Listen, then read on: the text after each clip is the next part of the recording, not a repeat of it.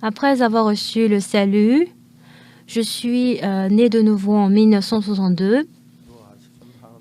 Il n'y avait aucune personne qui m'avait enseigné.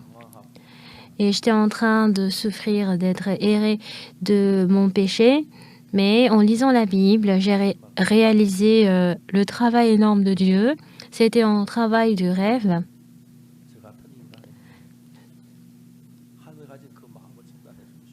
Dieu voulait me transmettre sa parole à une personne comme moi. J'ai écouté beaucoup de paroles, de messages. J'ai aussi lu la Bible et j'ai réalisé que j'étais un pécheur. En 1962, le 10 juillet, c'était la nuit. Dieu, dans mon cœur si ténébreux, il m'a donné la lumière en moi. Moi, j'étais dans le péché, j'étais trompée par le diable.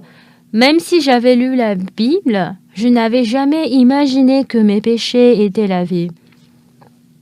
Mais le 10 juillet 1962, Dieu m'a fait réaliser cette nouvelle qui dit que je suis née de nouveau. C'est une histoire de rêve. Je ne sais pas comment est-ce que Dieu a fait un tel travail, mais Dieu a effacé tous mes péchés. Et à partir de ce moment, j'étais dans une église presbytérienne et j'ai commencé à prêcher l'évangile disant que nous sommes nés de nouveau. Le pasteur, même les anciens, prêchent que nous sommes pécheurs. Moi, je ne mange pas très bien, je ne suis pas riche, je ne suis pas si adulte, mais beaucoup de personnes ont commencé à ignorer ma parole. Mais dans mon cœur, j'ai prêché disant que par le sang de Jésus-Christ, nous sommes lavés, nous sommes purifiés par le sang de Jésus.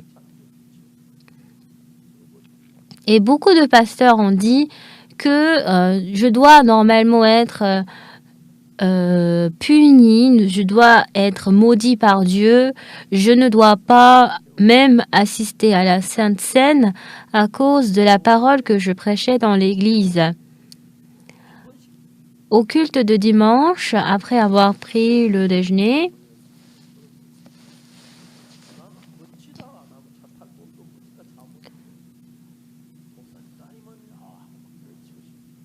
et beaucoup de personnes m'avaient persécuté pour le message que je prêchais. Une fois, je voulais ouvrir une porte et il y avait des personnes qui parlaient de moi disant « Ah, le jeune Oksu Park, il est vraiment bizarre. Comment est-ce qu'il peut prêcher que nos péchés sont lavés, que nos péchés sont purifiés ?» Une fois que j'étais rejetée, pendant ce moment, je pouvais entrer à l'école de mission. Même après être sortie de l'école de mission, il n'y avait aucune personne qui m'appelait pour que je prêche l'évangile. Mais je pouvais arriver à Cocteau pendant 9 mois. Je ne sais pas comment est-ce que Dieu m'a conduit jusqu'à maintenant. Je n'avais pas du tout volé, je n'avais pas mendié envers les gens. Et c'est ainsi que j'avais passé les 9 mois. Mais je vois à quel point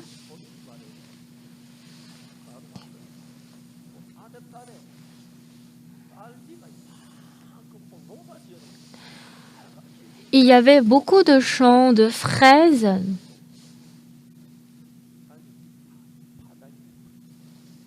J'avais tellement faim et que j'avais mangé des fraises et puis j'avais eu des maux de l'estomac. Mais une fois, qui que je rencontre, je vois à quel point le Seigneur est avec moi. Aujourd'hui, dans 1 Roi chapitre 7,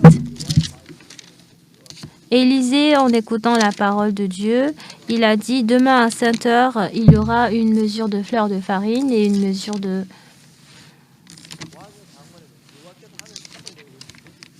Et dans 2 Rois chapitre 7, verset 2, il est dit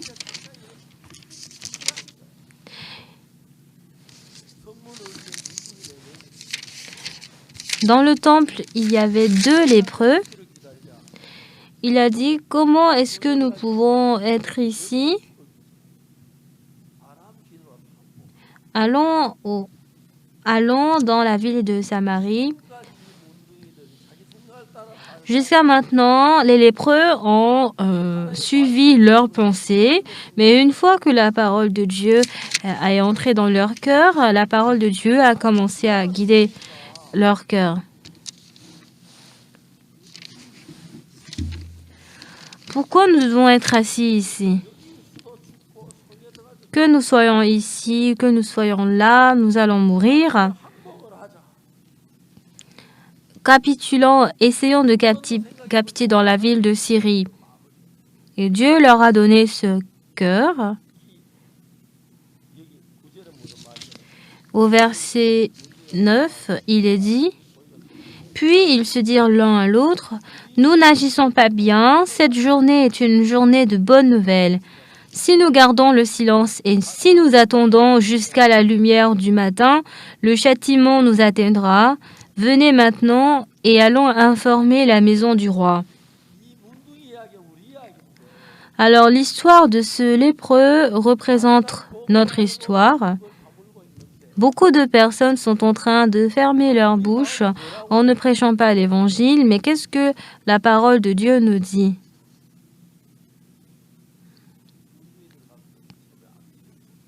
Beaucoup de lépreux n'avaient pas cru en cette parole. Beaucoup de personnes qui étaient en train de mourir dans la ville de Samarie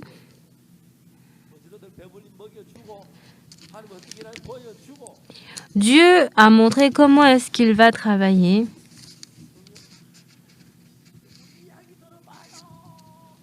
Beaucoup de personnes ont commencé à dire « Ah, venez, regardez, venez ici, dans la ville de Samarie, nous n'avons rien. »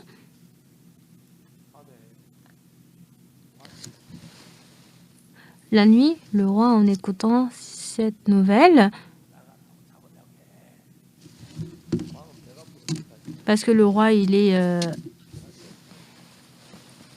a le ventre rempli, il ne connaissait pas la situation actuelle.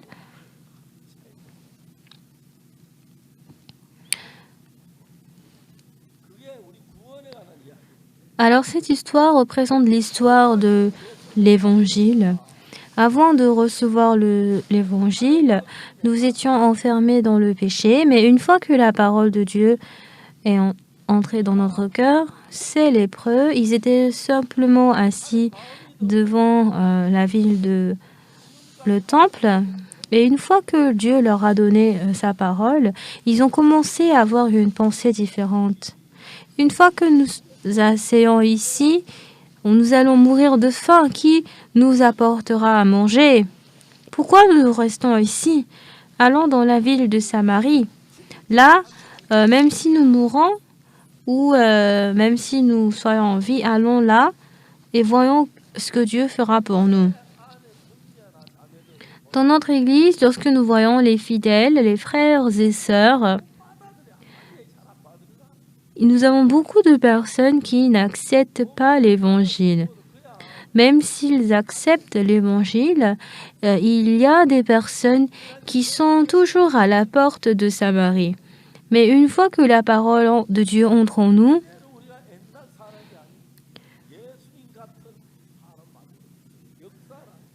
Dieu travaille pour que nous puissions mener la vie comme Jésus. Une fois que cette parole entre en nous, Dieu travaille et nous ne pouvons pas rester les mains croisées en ne prêchant pas l'évangile. J'étais allée en Tanzanie. Il y avait plus de 2000 personnes qui se sont réunies sur le lieu et ils ont tous commencé à être debout quand je prêchais et ils ont commencé à danser. En tout cas, en prêchant cet évangile, mon cœur était tellement chaleureux et ému du travail de Dieu. Beaucoup de pasteurs, beaucoup d'anciens reçoivent le salut et ils ne savent pas quoi faire parce qu'ils sont très heureux. Il y a beaucoup de personnes de l'étranger qui viennent en Corée pour participer à notre programme. Ils viennent en Corée pour rester pendant 1 semaine, pendant 10 jours. Et ils sont tous surpris du travail de l'évangile que nous avons. Même aujourd'hui, Dieu a plusieurs personnes est en train de prêcher l'évangile que nous n'avons pas eu. Mais dans la Bible, il y a toutes les paroles qui sont enregistrées.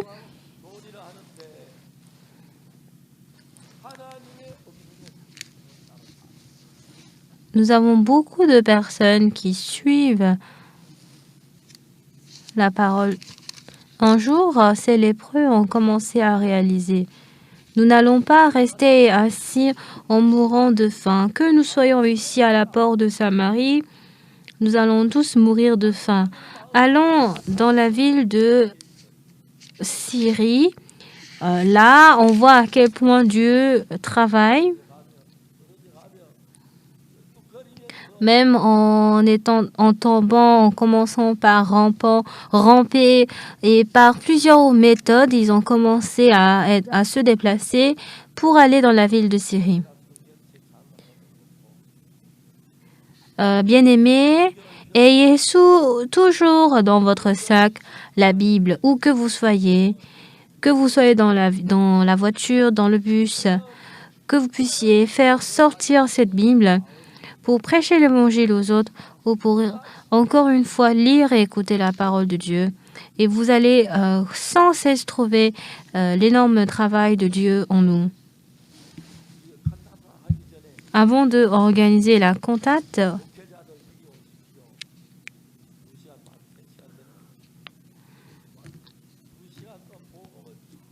beaucoup de pasteurs, avant la cantate, se sont réunis pour écouter la parole de Dieu. Nous leur avons offert une très bonne place pour suivre la cantate de Noël. La majorité des personnes ont reçu le salut et ils sont tous surpris. Dieu, aux 10 lépreux, a donné un nouveau cœur.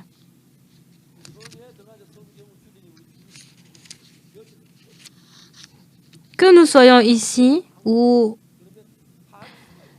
où que nous soyons, nous allons mourir. Donc, allons dans la ville de Syrie. Et donc, Dieu a donné à ces lépreux un nouveau cœur.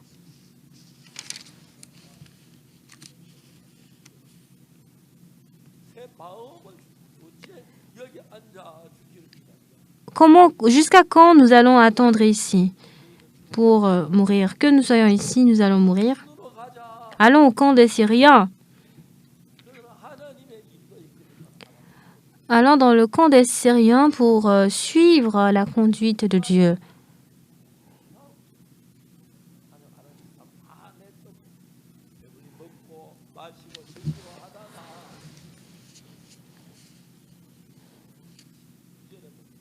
Verset 19. Dans 2 Rois chapitre 7, verset 19, il est dit, verset 9, il est dit, puis ils se dirent l'un à l'autre, nous n'agissons pas bien, cette journée est une journée de bonne nouvelle. Si nous gardons le silence et si nous attendons jusqu'à la lumière du matin, le châtiment nous atteindra. Venez maintenant et allons informer la maison du roi. Dans le cœur des lépreux, ils étaient tous remplis de pensées, de faim, d'inquiétude, mais Dieu leur a donné un nouveau cœur. Jusqu'à quand nous allons attendre ici pour mourir de faim?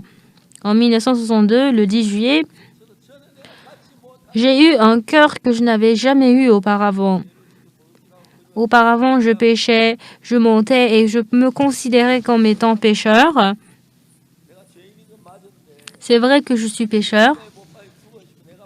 Mais une fois que Jésus-Christ meurt sur la croix, mes péchés sont lavés.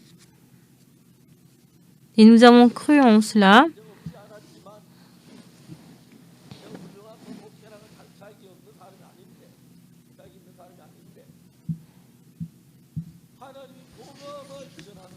Une fois que nous prêchons l'Évangile, Dieu a ouvert le chemin pour que le monde entier puisse recevoir le salut.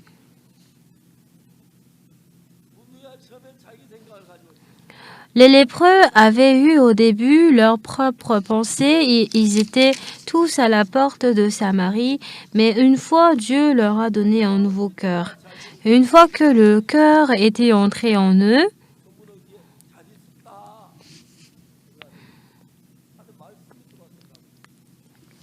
une fois que la parole de Dieu est entrée en eux, ils ont commencé à se dire « Allons au camp des Syriens, allons prêcher l'Évangile ». C'est ainsi que Dieu nous guide. Si vous êtes guidé par le Seigneur, si vous êtes guidé,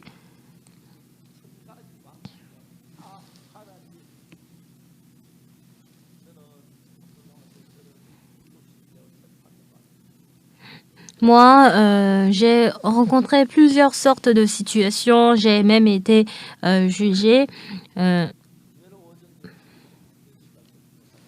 Les policiers ont commencé par faire des recherches et le jugement avait commencé le lundi, puisque le vendredi soir, le samedi et le dimanche, je ne pouvais rien faire comme pour donner des preuves, pour dire que je n'ai aucun mal.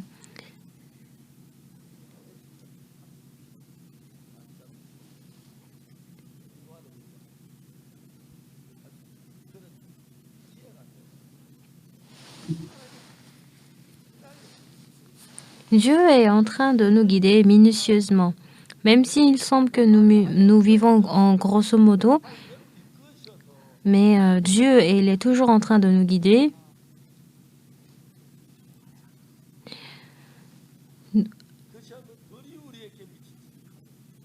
Ils ont commencé à dire, allons informer la maison du roi.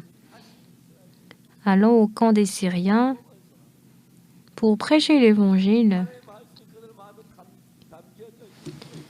Parce que la parole de Dieu était remplie dans leur cœur.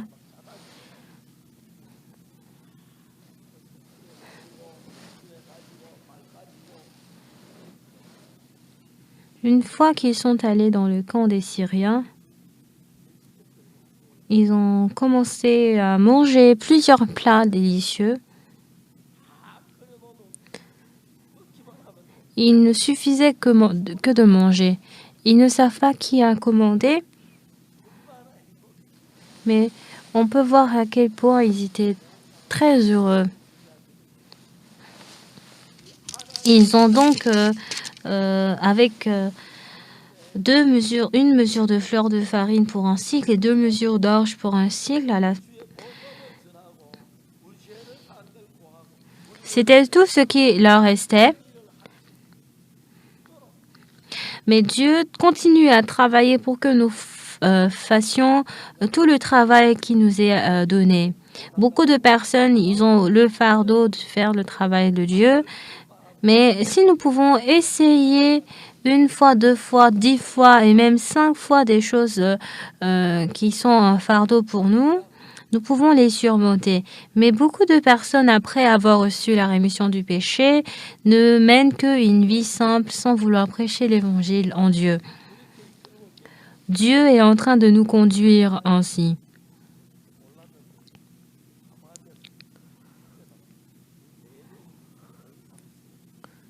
Dans la ville de Samarie, je pense qu'en Israël, il y avait 4 statues des lépreux.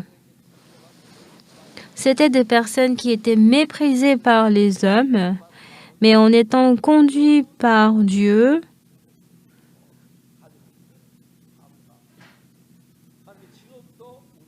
même aujourd'hui, dans notre cœur, Dieu est en train de travailler pour que nous continuions à prêcher l'Évangile.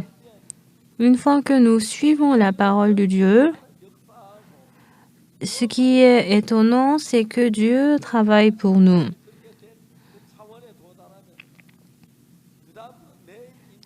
Et à partir du lendemain, c'est Dieu qui travaille pour nous. Que nous ayons des difficultés, des maladies, une fois que je vis pour l'Évangile, Dieu, par sa grâce, travaille pour que nous puissions les surmonter, les vaincre, et pour que nous puissions vivre pour l'Évangile. Il y a beaucoup de personnes dans ce monde. Mais il y a beaucoup de personnes qui ne savent pas de manière précise l'Évangile caché en Dieu. Si nous prêchons l'Évangile de Dieu, à quel point Dieu nous considérera en une personne précieuse.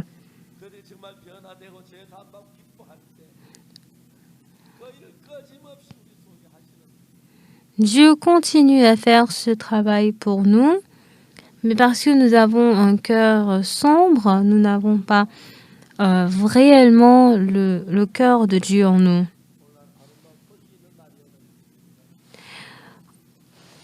Le verset 9, il est dit, nous n'agissons pas bien, cette journée est une journée de bonnes nouvelles.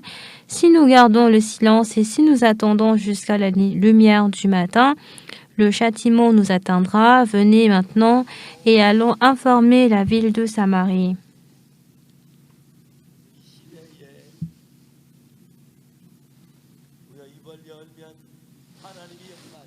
Si nous ouvrons la parole, Dieu travaillera.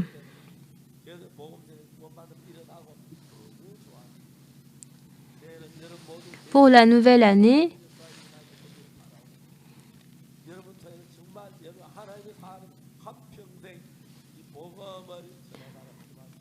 que nous puissions prêcher l'Évangile pendant toute notre vie et nous croyons à quel point ce moment sera un moment de pleine grâce pour nous. Pour l'année 2023, que vous soyez des lépreux devant la porte de Samarie,